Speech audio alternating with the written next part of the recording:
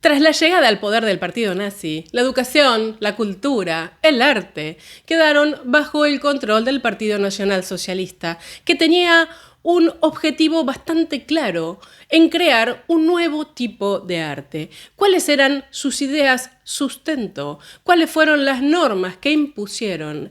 ¿Y hasta dónde terminó siendo un fracaso?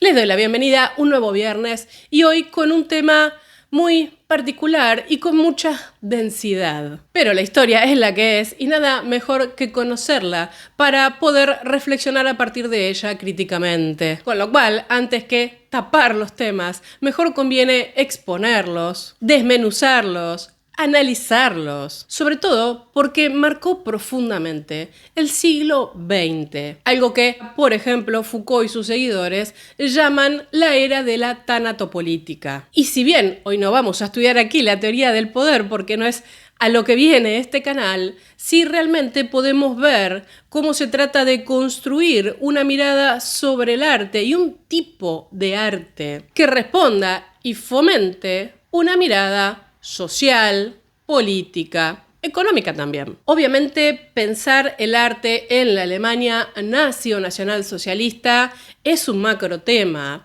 Así que les voy a contar qué es lo que vamos a ver hoy, cuál es la propuesta, porque necesariamente hay que recortar. Vamos a tratar de caracterizar los aspectos formales, temáticos, es decir, el lenguaje que tuvieron que emplear los artistas que adhirieron a esta mirada, plantear un poco si existió un arte nacional socialista o si solo se puede definir por oposición con esto que ellos pusieron enfrente, ¿no? Que era el arte degenerado. Y también hacer, por supuesto, un repaso de las instituciones culturales que soportaron esta mirada, ¿no? ¿Cuál fue el bagaje que puso en juego el gobierno desde el Estado para poder apuntalar todo esto que quería lograr con su mirada sobre el arte? Tema que fue muy caro y muy fundamental, porque creo que no es nada nuevo que mencionemos la obsesión que tenía Hitler con el arte y bueno, con esta cierta idea de artista frustrado que siempre tuvo. Esto nos va a permitir reponer un poco, bueno, qué relación hubo entre los artistas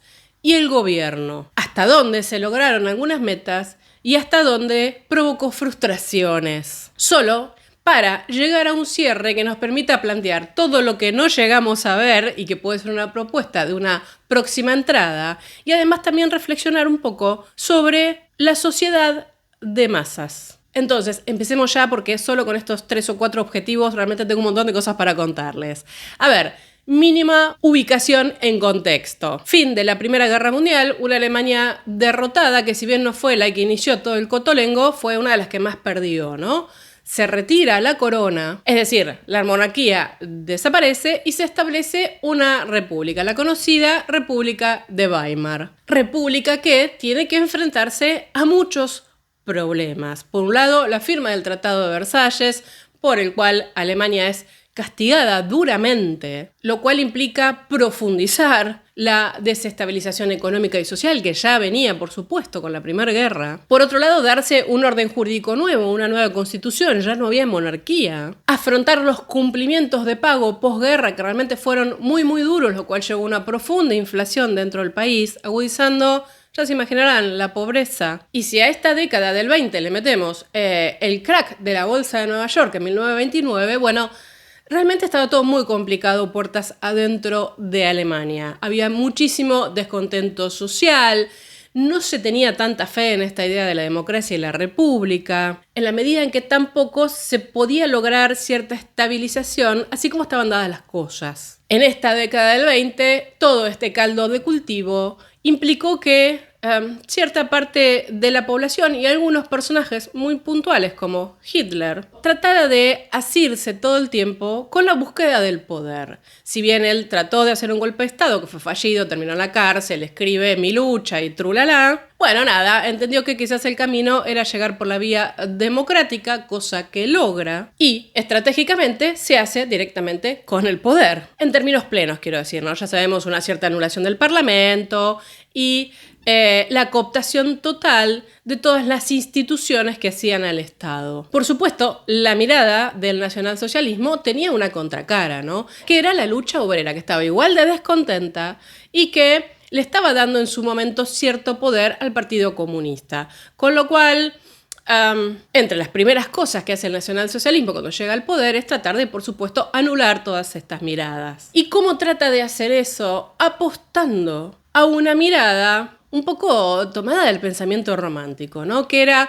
unificar toda la Alemania a través del concepto de pueblo, en términos de recuperar todas aquellas tradiciones que hacían de Alemania una nación con determinadas características. Es decir, la recuperación del folk, de las tradiciones, del pasado, en tanto un pueblo germánico, fue algo que se trató de poner por sobre todas las distintas miradas políticas. Por eso el Partido Nacional Socialista se hace llamar a sí mismo como el Partido del Pueblo. Esto impone necesariamente una serie de conceptos para poder definirse. ¿A qué se oponía el nacionalsocialismo? Bueno, a lo moderno, a cierta mirada capitalista, a cualquier cosa que tuviera que ver con un mundo semita, y se considera ante todo nacionalista y pangermanista. Y por supuesto, aquello a lo que se oponía fue objeto de persecución y de odio, ¿no? Que la mugre bolchevique, que los judíos, que se contamina una raza pura, etcétera, etcétera. Exacerbar todo esto en la población necesitaba de toda una maquinaria, ¿no?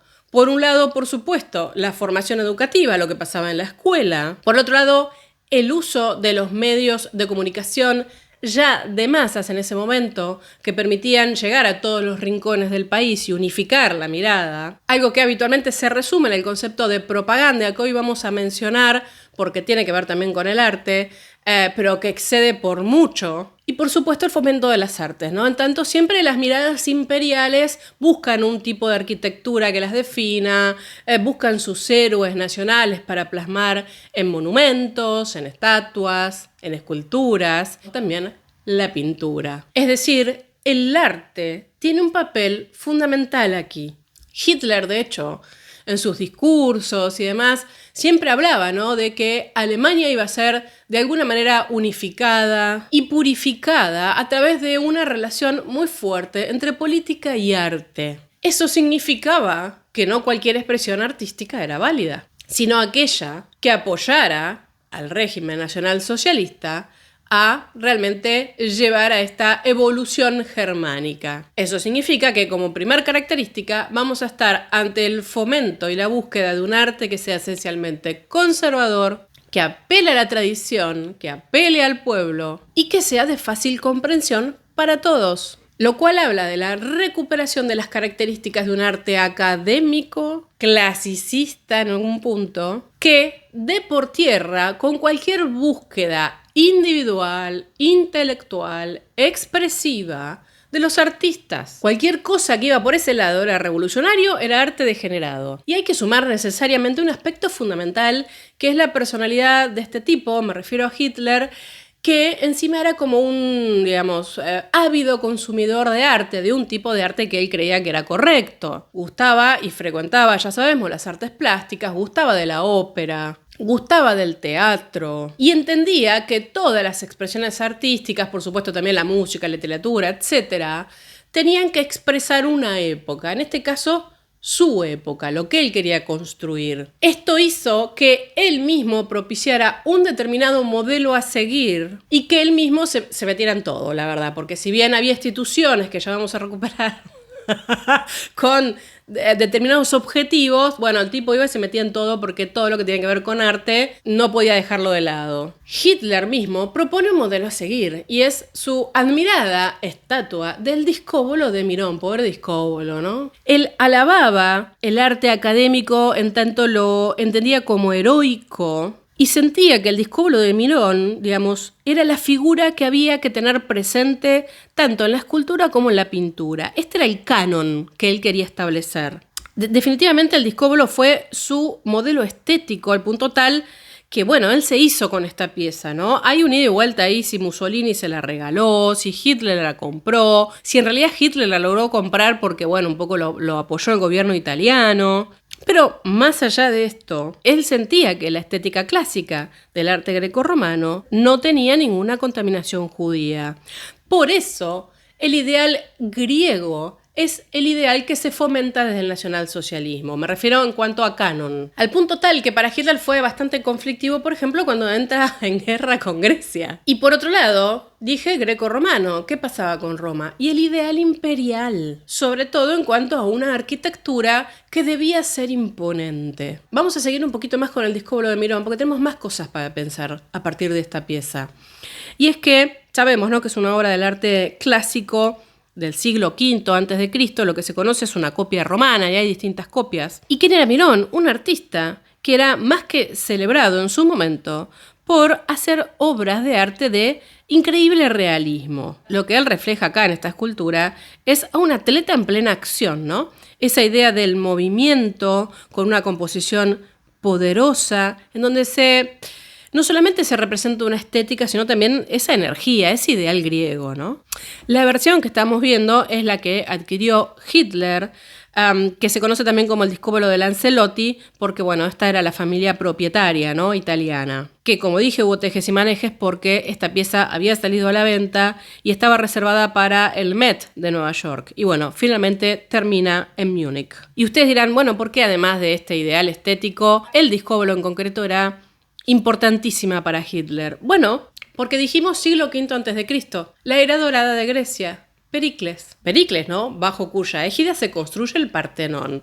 Hitler sentía que él también quería crear una nueva era, una era dorada, con lo cual armonía, belleza, este canon de belleza y la idea de lo atlético era lo que iba a definir el nuevo arte. ¿Y cómo se crea este nuevo arte alemán? Bueno, pasan distintas cosas, ¿no? Hitler arma como un grupo de, decirle especialistas, personas que tienen que fomentar el nuevo arte alemán. ¿Por qué digo decirle especialista? Porque estaba Goebbels, por ejemplo. La verdad que eran 6 o 7 personas que se aborrecían entre sí, se disputaban todo el tiempo, es decir, el poder sobre el área de cultura, no solamente Goebbels, sino, por ejemplo, Rosenberg, que era el ministro de los territorios ocupados del Este. Con lo cual, entre idas y vueltas, ya sabemos, en todas estas disputas termina ganando Goebbels y se crea la Cámara de Cultura del Reich, algo que vamos a ver más adelante cómo funcionaba. Pero, en esencia, el objetivo era tener control de toda la producción artística. Es decir, alinear a lo largo de todo el país y de los territorios ocupados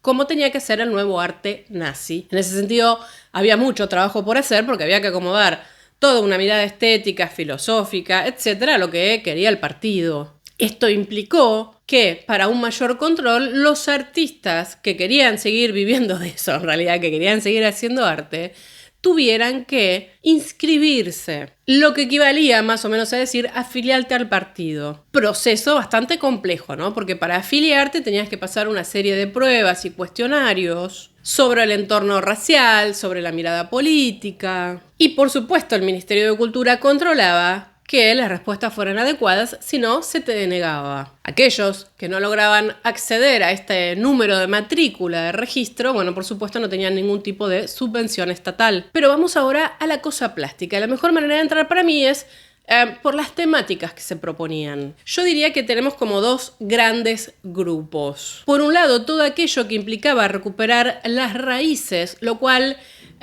fomentaba la pintura de paisaje, el mundo rural, el campesinado, es decir, la naturaleza en términos generales, también los animales. Y por otro lado, cómo eso se llevaba a un ideal del presente, es decir, piezas también de género que apostaban a la representación de la familia ideal, de la mujer ideal, del hombre ideal, a lo que podemos adosar también en este presente la proyección de futuro, ¿no? Aquello más relacionado con una propaganda plena del Partido Nacional Socialista y de la imagen del Führer. Por ejemplo, si nos plantamos en las raíces en cuanto al paisaje, al campo, al campesinado, una de las obras más alabadas es esta Tierra Alemana, de Peiner. Peiner ya lo vamos a describir un poquito. A ver, la naturaleza fue uno de los géneros más preponderantes, sobre todo por este vínculo con el pueblo, ¿no? Los paisajes tenían que representar una Alemania ideal, ese espacio vital en el que se había desarrollado la raza, y se buscaba una mirada, como dije, lo más romántica posible, ¿no? De allí el tema del idealismo. Acá, por ejemplo, vemos desde una mirada muy elevada una fuerte relación, una unión entre el paisaje y el hombre inserto en ese paisaje, ¿no? Por supuesto, esta mirada venía ya del siglo XIX, del romanticismo, pero ven ustedes cómo, en este caso, Painter es un tipo que se le nota que frecuentaba mucho las obras de Bruegel. Painter había nacido en 1897, fue un pintor que inicialmente se acercó al realismo, a la nueva objetividad. Para un segundo aquí, van a ver que muchos de los pintores y artistas que vamos a mencionar hoy, porque no nos vamos a meter con escultura, estaban asociados a la nueva objetividad. 2 palabras para explicar qué es esto. La nueva objetividad, en el mundo del arte, porque también se aplica a otras cosas, es una reacción que se da en Alemania más fuertemente contra el expresionismo alemán, contra esta idea de la subjetividad del artista, la expresión a través de colores, esas figuras tan chocantes, tan potentes que tenía el expresionismo. Bueno, la nueva objetividad dice, no, muchachos, vamos a pintar un poquito mejor. Cuando digo un poquito mejor son términos más realistas, figurativos, que reflejen el mundo, el entorno, y esto será algo que conectará bastante después, porque esto nace antes, con el nacionalsocialismo. Sigamos con la pieza. Decía que uno puede notar en Painter la búsqueda de los viejos maestros, ¿no? Flamencos. Me refiero a Bruegel el Viejo, por ejemplo. Este tipo de obras que nos ponen una perspectiva caballera, ¿no? Muy desde arriba para poder ver todo el paisaje, todo el horizonte. Y la verdad es que piezas como esta encantaron en su momento al Führer, con lo cual Painter se sintió muy halagado y fue uno de los artistas más importantes del Tercer Reich. Y por supuesto venía de una tradición académica, ¿no? Él en 1933 incluso es nombrado profesor de pintura monumental en la Academia de Artes de Düsseldorf. Esta pieza es entregada personalmente a Hitler, lo cual le pareció ideal para lo que querían proponer y por supuesto a partir de eso empezó a recibir otros tantos encargos, ¿no? Cierta estética que él vio que le servía, obviamente, y por ejemplo tenemos esta pareja de bueyes, en donde nuevamente tenemos una perspectiva muy flamenca, diría yo en algún punto, ese trazado por el que van los bueyes trabajando, las herramientas a un costado, o en realidad las pertenencias a un costado del campesino, ¿no? Que estaría trabajando. O incluso vean ustedes para mí esta pieza que es muy de Bruegel, una mirada casi tal cual, diría robada prácticamente la idea, de el pueblo de Eisfeld en la nieve. Y es bastante curioso, porque si bien este artista fue realmente muy valorado por el Reich, no se les perdonaba nada a nadie, ¿no? De hecho, hay un cuadro de él que fue secuestrado y catalogado como arte degenerado. Pero sin embargo, vemos acá cómo apela a la idea de la nación alemana, de la vida rural, hecho que nos lleva, por ejemplo, a esta obra de Paul Junghans, que es este campesino con carro de 4. Ven ustedes que la estética es muy similar, pero hay que aclarar algo. Junghans es un artista que venía frecuentando estos temas desde 1910, 1911, es decir, no es que pinta esto para el Tercer Reich, pero sí es tomado como modelo. Tengo que parar nuevamente y aclarar esto, ¿no? Hay artistas que quizás después terminaron adhiriendo al Partido Nacional Socialista, pero porque sus obras fueron tomadas como modelo. Obras que habían pintado mucho antes de toda esta historia. Junghans, por ejemplo, es uno de estos, ¿no? De hecho, vean ustedes que tiene como una mirada un poquito más al estilo Rosa Bonheur, diría yo. Un realismo que alaba un poco la importancia y la potencia de estas bestias como los caballos. Algo que también gustaba mucho a la mirada nacionalsocialista, ¿no? Estos animales como el águila, el buey, el caballo, que habla de la energía, de lo todopoderoso que se sentía este pueblo ario. Incluso esta pieza, regresando a casa a la luz del atardecer, hasta tiene características un poquito más impresionistas, ¿no? Es muy lindo el trabajo con la luz, es muy atractiva la pincelada. Y dentro de todo lo que vamos a ver, las piezas de Junghans reflejan un tipo con cierta calidad plástica, que no es lo que vimos, por ejemplo, al inicio. Ahora, el otro tema adosado a este, que un poco se viene intuyendo, es esta idea de la vida rural, ¿no? La importancia de recuperar la labor campesina, la labor de aquellos que habían construido esta raza. Con lo cual, el estilo de vida sencillo, el estilo de vida de aquellos que se compenetraban con las tareas, es decir, que no protestaban, por decirlo de alguna manera, plasmado en estas escenas rurales, bueno, hacía mucho sentido a fomentarla por completo antes que la vida urbana, que sería destructora, en donde la gente se contaminaba con las ideas comunistas, con las ideas anarquistas, bolcheviques, etc., ¿no? El Sembrador fue una de las obras más representativas de este estilo. Amorbach fue otro también de los preferidos de Hitler y por supuesto también tenía tradición académica, ¿no? De hecho fue profesor de pintura histórica en la Academia de Bellas Artes de Berlín, nombrado por el propio Führer en 1943. Y también era un tipo que, venía frecuentando los temas rurales, campesinos, que realmente terminaron conectando muy bien con esta nueva pintura alemana, ¿no? Tradicionalista, de género.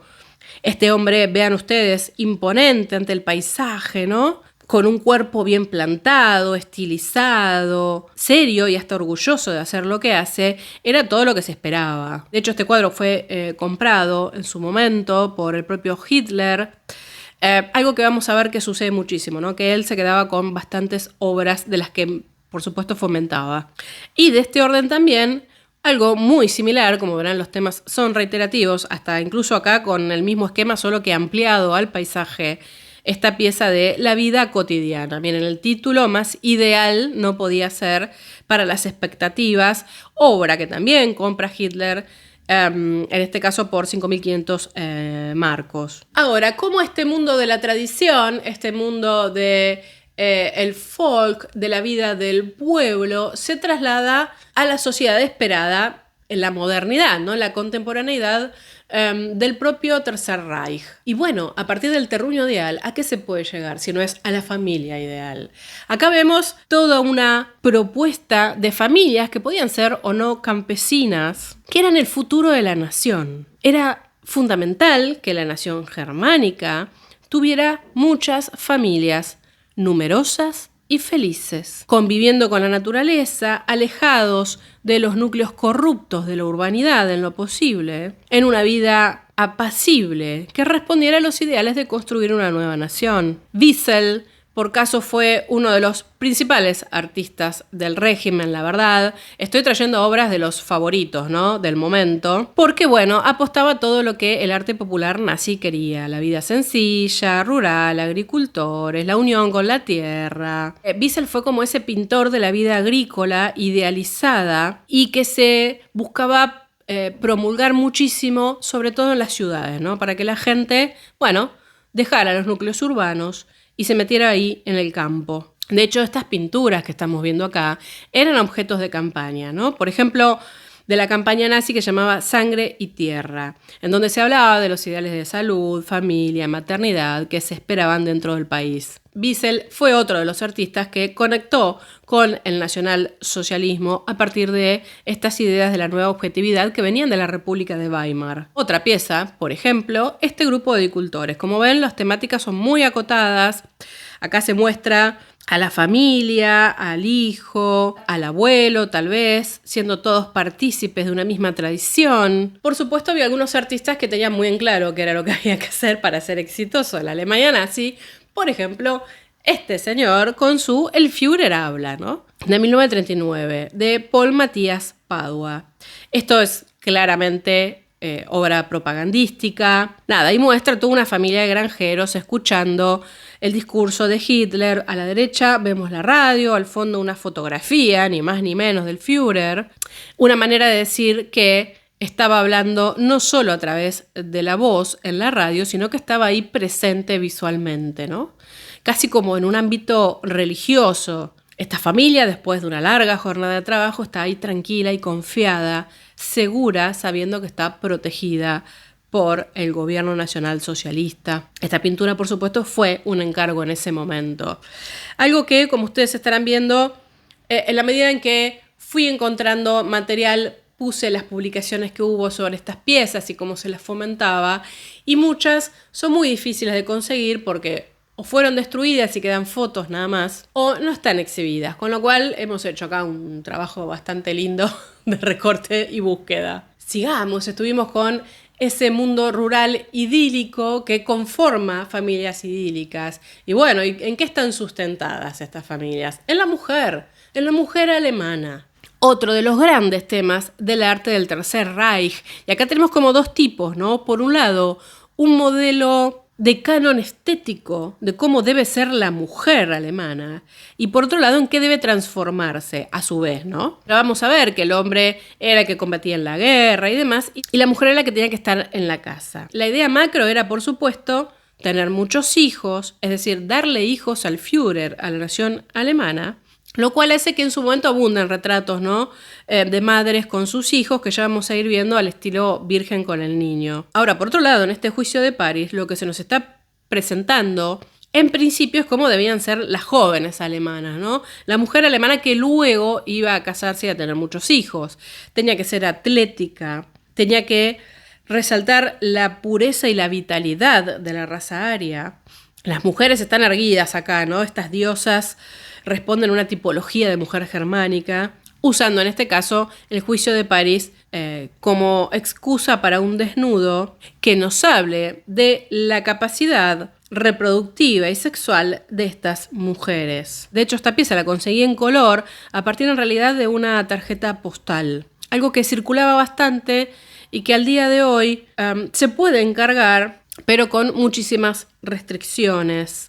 Esta mujer ideal, representada de una manera poco creativa, la volvemos a encontrar aquí en los 4 elementos, ¿no? Un tríptico que claramente Hitler compró, ya se imaginarán, para poner detrás de su escritorio, en donde encontramos la personificación del ideal del cuerpo femenino germánico, ofreciéndose de alguna manera al espectador, ¿no? Siegel fue también uno de los favoritos de Hitler. La verdad es que tanto para sus colegas como la posteridad pasó como un artista más que mediocre. Ustedes ya están viendo que no hay mucha creatividad puesta acá. Es bastante falto de gracia, por llamarlo de alguna manera. De hecho, ya en ese momento se lo llamaba el maestro del vello púbico alemán, porque obviamente no...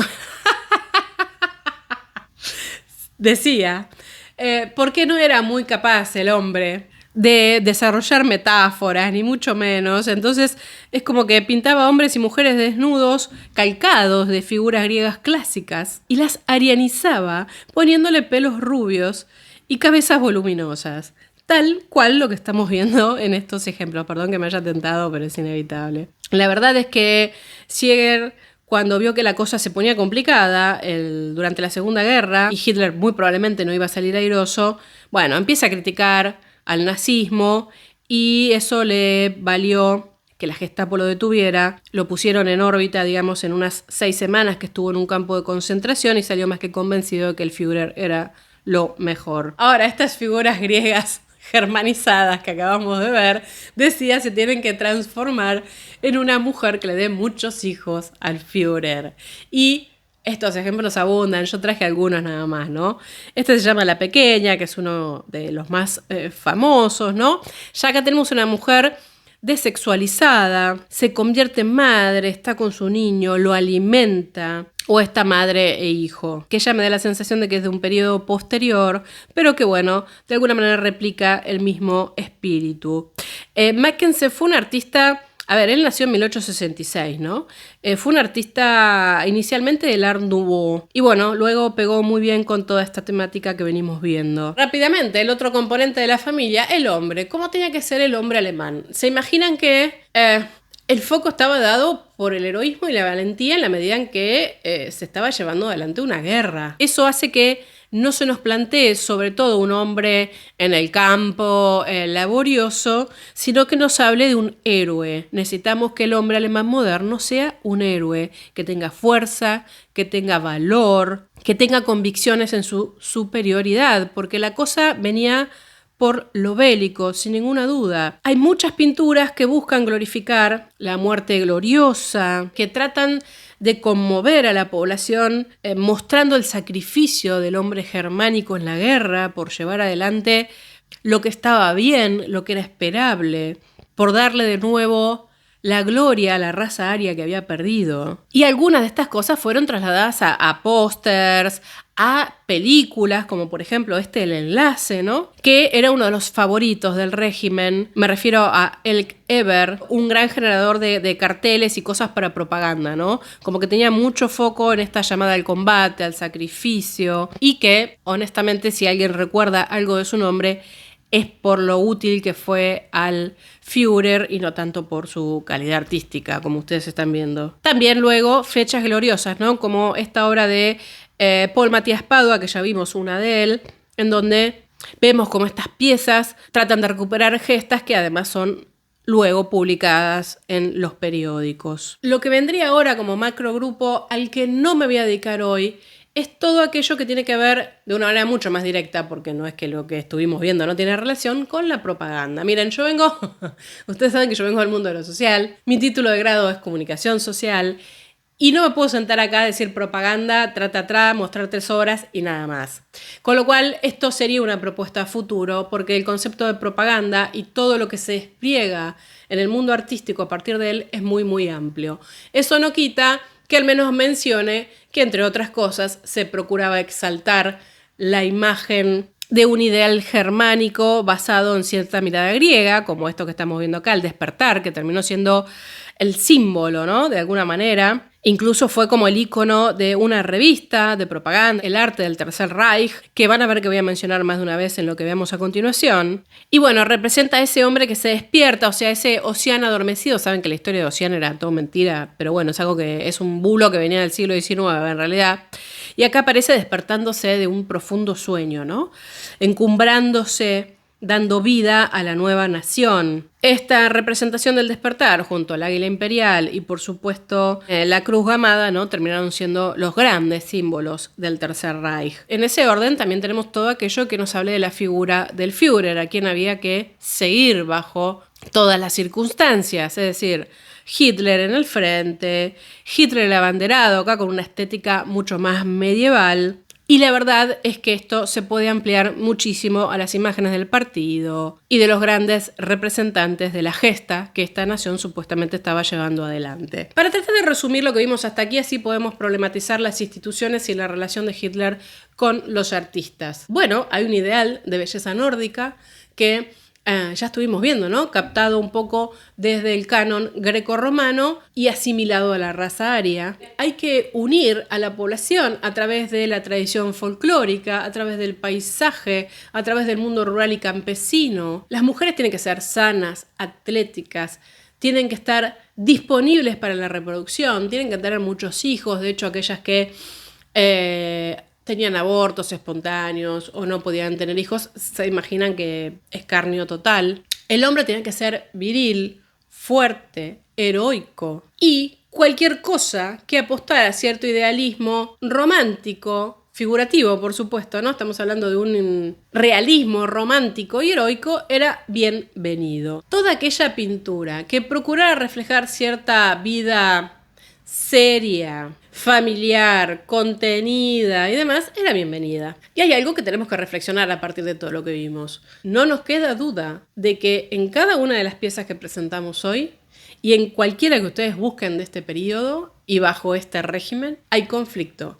No hay conflicto, todo el mundo está bien, está tranquilo, está sereno, está hasta casi disfrutando de lo que está haciendo del momento, se siente seguro, no está alterado. Es decir, la vida en esta Alemania tiene que ser tranquila, no sometida a sobresaltos, no representar el sufrimiento, sino como mucho el heroísmo. Y por supuesto, se procuraba a través de esto llevar cierta tranquilidad a la población, para que se enfocara en lo que tenía que hacer y esté libre de preocupaciones. Estos temas que debían ser populares, entendibles, con un realismo idealizado, bueno, eran los únicos que se permitían. Y la verdad es que los artistas se desesperaban por afiliarse. Bueno, no todos, por supuesto, ¿no? Ya sabemos.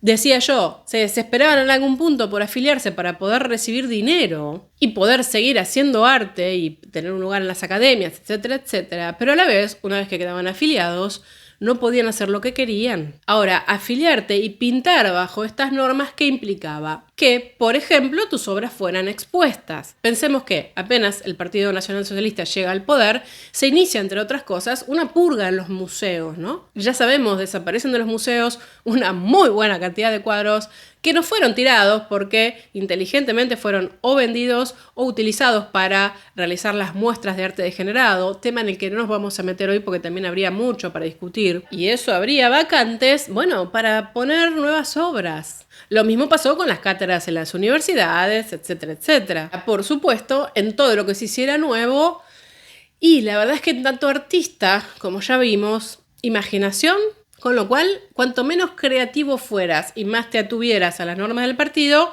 bueno, mejor te iba a ir en algún punto. Y por supuesto, además de los museos, una institución fundamental fue la Casa de Arte Alemán, que se construyó además en tanto edificio entre 1934 y 1937, como verán ustedes, con un estilo neoclásico, digámoslo así, y en donde allí se hacían muestras. En 1937, por ejemplo, se inaugura la muestra de arte germánico, diseñada para contrastar lo que se estaba haciendo muy cerquita de ahí, que era la muestra de arte degenerado. Este lugar es muy importante porque en tanto edificio será el prototipo, ¿no?, del resto de los museos alemanes.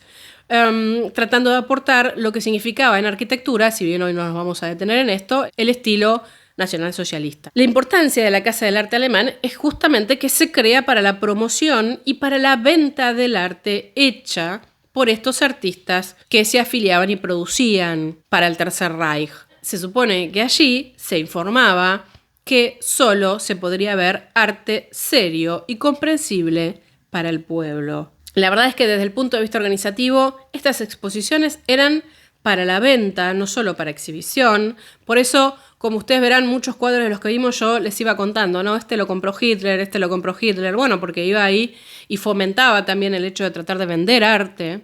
Incluso un poco se les ponía un tope a los pintores de los precios de los cuadros para que fueran relativamente accesibles y pudieran venderse y circular y estar en distintas casas y la gente los viera. Y esto se acompañaba de distintas cosas, ¿no? Por ejemplo, en 1939 se complementó con el Día del Arte Alemán, celebrando los 2000 años de la cultura teutona. Bueno, en fin, había como mucha cosa y también se hacía arte itinerante. La verdad es que las exposiciones tenían un carácter programático, que era presentar el nuevo arte, y se presentaban muchísimas piezas. E iba bastante gente, ¿no? Hay 60.000, 70.000 personas visitando estas muestras. La mayoría eran paisajes, pinturas de animales, como hemos visto. Por supuesto, muchas de estas piezas eran fotografiadas, como ya les mostré, y se incluían en la prensa, se incluían en la revista cultural. Cualquier artista, ya de por sí que fuera de raza aria, era bienvenido. Se presentaban muchísimas obras y el criterio de selección era un no criterio, la verdad. Porque en realidad estaba basado en el gusto de los jueces que participaban de la Casa de Alemania, que eran todos miembros del partido nazi, y del propio Hitler, que iba él y revisaba y miraba todas las piezas recibidas para ver cuál se podía exponer y cuál no. Lo que sí se fijaban mucho era en el tema del título de las piezas, porque tenían que darle un sentido de actualidad. No era lo mismo poner campiña que poner campiña alemana. Esa seguro que entraba. Pero después, la verdad, no había mucho más criterio que el gusto del propio Führer y sus allegados. Esto nos lleva a la relación de los artistas con este gobierno. La verdad es que si pasaba la selección de afiliación, y estaba bastante bien, porque la verdad es que Hitler siempre procuraba cuidar del arte y de los artistas, con lo cual en principio estabas exento de ir a la guerra, algo que provocó bastantes debates internos, al punto tal de que en un momento, como se necesitaba gente, bueno, Hitler terminó armando una lista de los divinos, ¿no?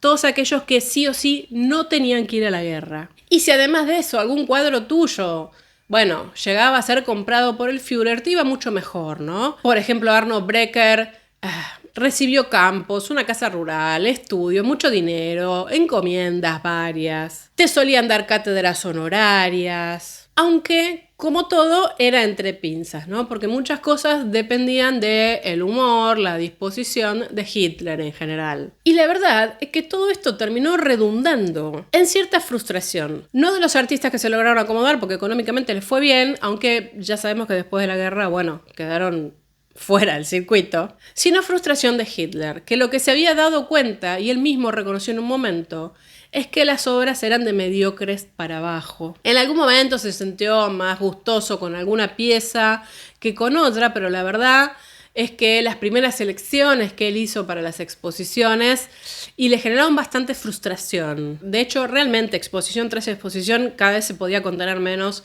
y decía que se sentía cada vez más frustrado por tanta mala calidad artística. Por supuesto, habría mucho para pensar aquí qué era lo que él esperaba, si esperaba una suerte de academicismo francés y demás, no es lo que terminó fomentando en algún punto, con lo cual era medio difícil. Lo que vimos, honestamente, desde el punto de vista formal es bastante poco atractivo. Incluso aquellas piezas mejor trabajadas vemos que son de un periodo previo y que fueron adoptadas. Y algo de esto hay en el propio fomento que hizo Hitler de un tipo de arte, ¿no? Pensemos que cuando él es rechazado en la Academia de Bellas Artes de Viena y trata de hacer carrera artística, él no entendía por qué su arte era considerado aburrido y exponían todo el arte moderno, ¿no? De ahí el fuerte componente antimoderno del Partido Nacional Socialista. Lo cierto es que en algún punto este tipo de arte que él fomentó, fue consumido en la medida en que cumplía así alguna cosa básica, y es que era sencilla,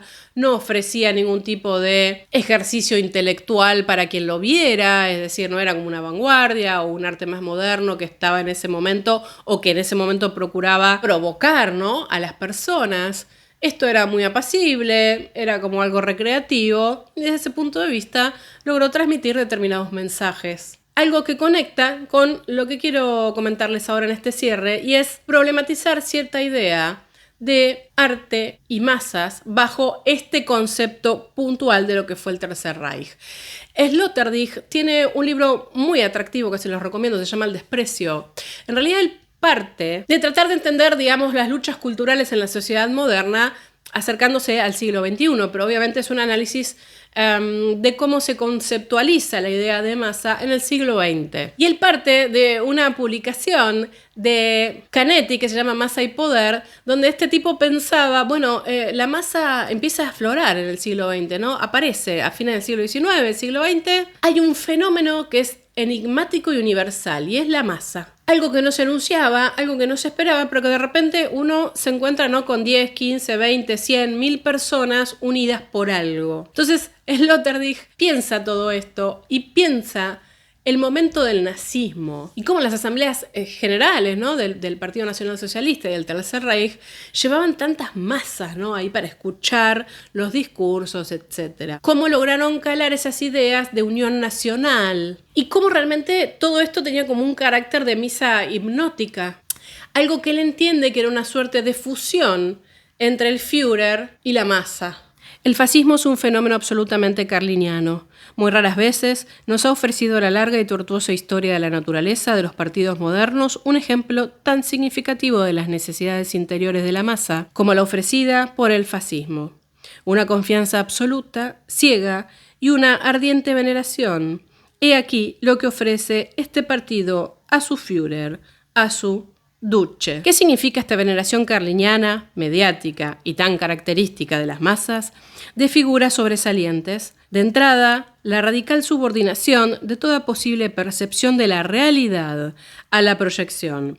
Por otro lado, la exteriorización del deseo subjetivo de idealización, glorificación y sobreestimación, sin atender a las propiedades reales del objeto admirado. Para resumir toda esta idea, ciertos tipos extremos de admiración implican necesariamente el autoengaño. Y si ese ideal autoengañado llega al consenso, se convierte en violencia política. Donde hay veneración, donde hay idolatría, no hay espacio para el disenso, lo cual termina derivando en una suerte de idolatría, como por ejemplo lo que fue la Hitlermanía. Una idolatría que parte fomentada de un individuo que en esencia tiene absolutas condiciones objetivas de mediocridad y que en la medida en que tiene poder convierte esa mediocridad en un objetivo que, como bien vimos, así repercute en el mundo del arte. Hasta aquí la entrada del día de hoy. Les cuento un poco qué es lo que no vimos, puntos algunos que podríamos retomar en alguna entrada de acuerdo a sus comentarios, pero en esencia no tomamos todo lo que es el bloque de catalogación de arte degenerado, que sería muy interesante, toda la producción artística linkeada directamente con el concepto de propaganda, pero ya en modo profundización, y después toda una temática muy potente que abarcó la pintura y la producción artística antisemita. Es decir, cómo se fomentó el antisemitismo a través de determinadas imágenes. Entonces, espero que les haya resultado productivo y de interés todo lo que estuvimos viendo aquí. Por cierto, la última reflexión que traje a cuenta de Sloterdijk, bueno, ya saben, ¿no?